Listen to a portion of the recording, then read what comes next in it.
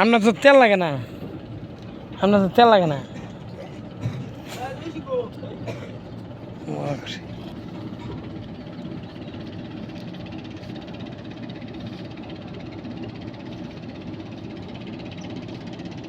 আর একটা দিলি।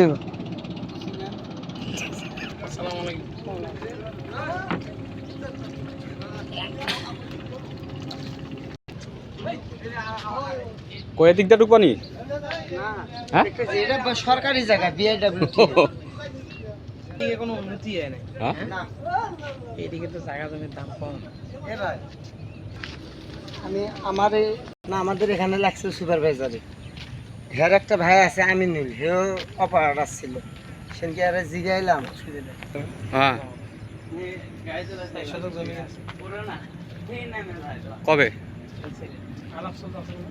এদিকে কোনো উন্নতি হয় না অন্তত এই জায়গাটা, কারণ মানুষজনের সমাগম নাই বেশি একটা, এইদিকে খালি চলে বেশি। হ্যাঁ সামনে সামনে চলেন, দেখেন কত বিশাল বিশাল জায়গা, যে এই জায়গাগুলো এই ডিজাইন করছে পুরো একটা টাওয়ারের মতো বানায় রাখছে উঁচা।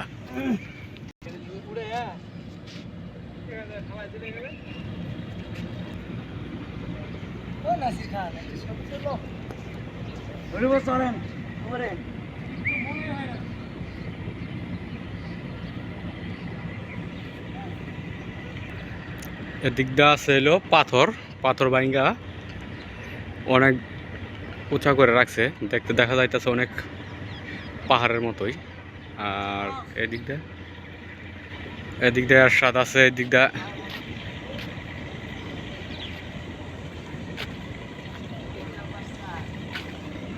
হ্যাঁ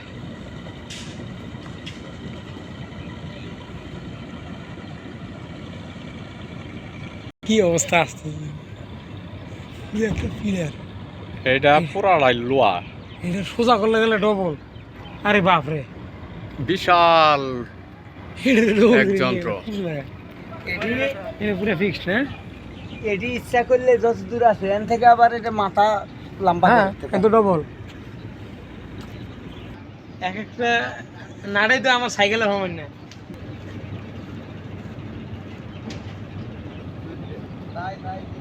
এর সাথে লাভ দিও না যার থেকে আবার।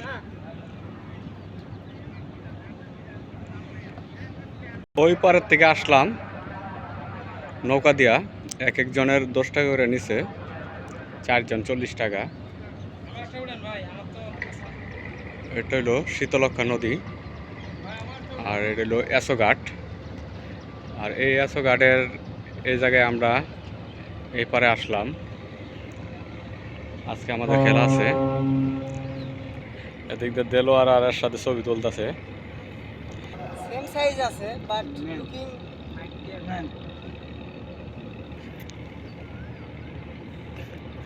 এর তো পাহাড়ের মতো বড় বড় দেখা যায় সাথ।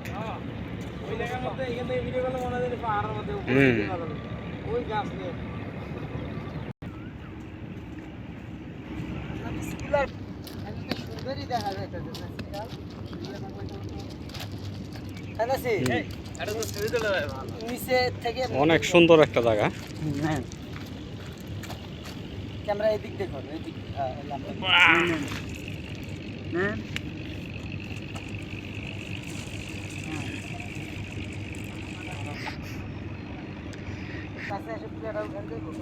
আমি তো কোনো সময় ইয়েতে যাই নাই। এই মাটির নিচে একদম